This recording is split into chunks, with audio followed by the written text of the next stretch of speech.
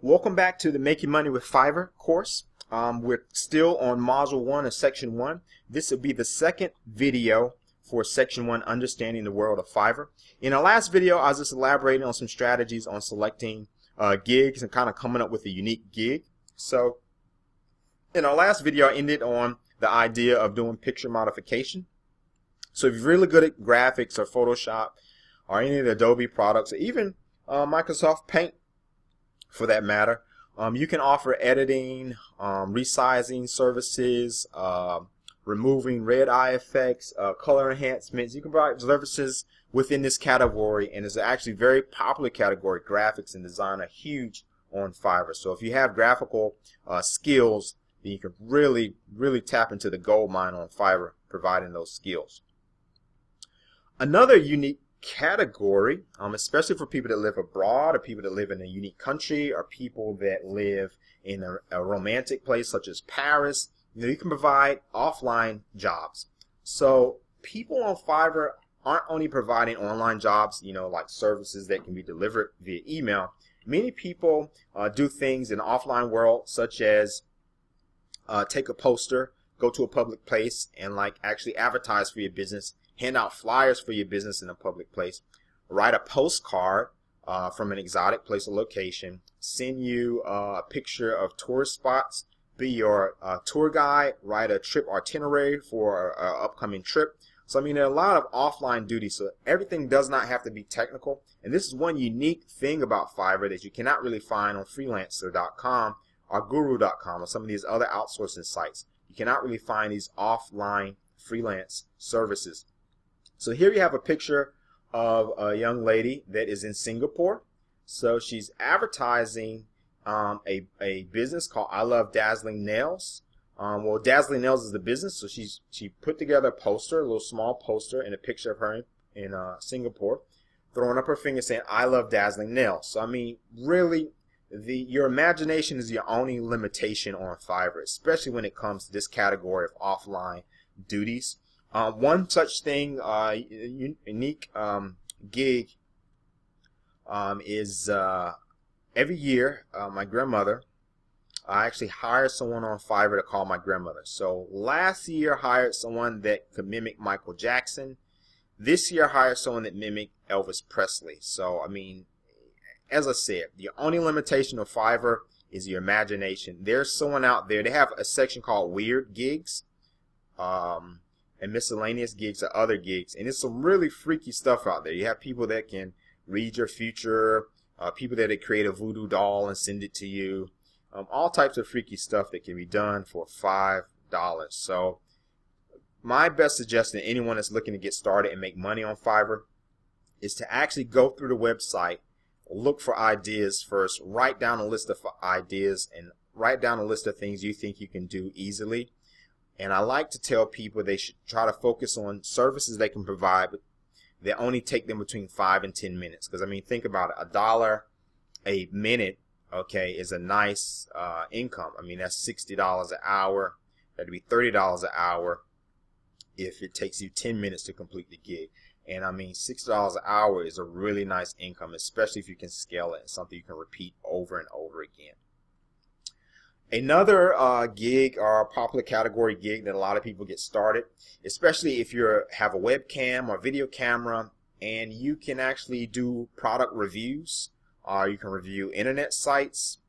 So you can, someone will send you a review about a product. Someone will send you a product, you just write a review, do a video review. So these are really popular.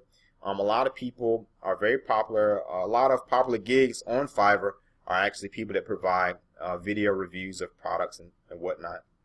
Now, if you're a little camera shy, some people do screencast videos, such as this particular video that you're watching. You don't see my face. You don't readily see my face. So this is what we call a screencast video. So a lot of people provide screencast videos, reviews as well. So that's another option if you're a little camera shy like yours truly. So a lot of different gigs, a lot of different categories, a lot of different things to consider when selecting your gig. So before I close out in this particular chapter, Understanding the World-of-Fiverr.com, here are some Fiverr best practices. So you really want to look at your gig title.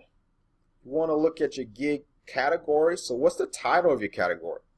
Okay, to sing happy birthday is kind of boring, but to say, hey, I will wish someone that you love happy birthday in Michael Jackson melody or Elvis Presley, like that's a little more exciting. So your gig title is one thing you want to look at. Your gig category, you want to make sure that you're putting your gig in an appropriate category. So if you're providing a technical service, make sure that it is in technical. If you're providing a graphic service, make sure it is under design or graphics. If you're providing writing or translation, make sure it's under that. If you're providing something weird, make sure it's under the other category. Other thing are gig requirements. So what are required for the person that's actually buying your gig? You don't want to overcomplicate the process. You don't want to have them doing a survey. It's going to take them 30 minutes to complete. You really want to make it as frictionless as possible. Also, the gig images, you want to make sure that you don't use copyrighted images in your gigs, because Fiverr has been known to shut down certain gigs that violate that. You want to make sure that the gigs relate to the gig you're actually offering. So some people used to take pictures of like a young lady in a bikini, okay, with like a breast hanging all out, and put that for translation services. So yeah, that will draw people's attention, because naturally we're kind of drawn to humans. Humans as humans, we're drawn to humans in photos. So that will draw your attention, but you may be slightly offended by that. Imagine you're an 80-year-old preacher and you're looking to translate something in Spanish because you're going to go on a missionary trip to Guatemala, and you see a half-naked dressed woman. You know, that will probably be a turnoff for that 80-year-old preacher. So you might lose that business. So you have to think in terms that just because you think that the photo's cool or hot or amazing, you know, you have to think in terms of your customer. I'll actually suggest that people put together really a gig video. So that is a huge thing that a lot of people overlook. They just limit their gig to these images. You also want to look at your gig description. You want to make sure you have grammatically correct description. You want to make sure that you're talking about your benefits and features for your particular service. You want to also have some some extra gigs. So you want to make sure that you're able to upsell. So if someone orders a $5 gig from you, you want to make sure that you can double that and get $10, or quadruple it and get $20 for that same gig multiplied by 4. So you want to make sure you're adding value to people. So these are some of the best practices with Fiverr, and hopefully these are things that help you get some greater traction in getting started with your Fiverr. So here's some basic rules regarding payments, because I do get this question a lot, especially from friends and family that want to get started on Fiverr. So this is how it works. At the time of the recording, this is what holds true. This may change in the future. So for every $5 gig, you receive $4 via PayPal or via your Fiverr MasterCard. Okay, it will take $14 to transfer the money to your account. So you're kind of on net 15 days. So you do a gig on the 1st of the month, you get payment for that particular gig on the 15th of the month. Okay, you have a deadline by the client to complete the work. So if someone hires you to do the translation services, let's say the 80-year-old preacher that's going to Guatemala for a missionary trip that needs to take his sermon and translate it into Spanish to get handed out to people in Guatemala, he may need this translation back in 2 days. Okay, so you have a deadline, you have to complete the work by. So this will actually be set by the person that provides the service, but you need to make sure that you adhere to that deadline. So don't get busy and caught up with life. Don't put a deadline so quick that you're not going to be able to meet it. Some people have deadlines of 7 days and 10 days. Now, a lot of people are turned off by that, so they probably won't hire you as quickly if you had a 2-day or 3-day turnaround. Typically, 3 days is probably the average time for, I guess, kind of the sweet spot between not turning people off because they have to wait too long and giving yourself enough time to actually do and deliver the work. Okay. Now, no payment and a negative feedback will be received if you do not meet the deadline. Okay. So someone can write you a negative feedback. Okay, and negative feedback will kill your account. Okay, if you do not meet the deadline.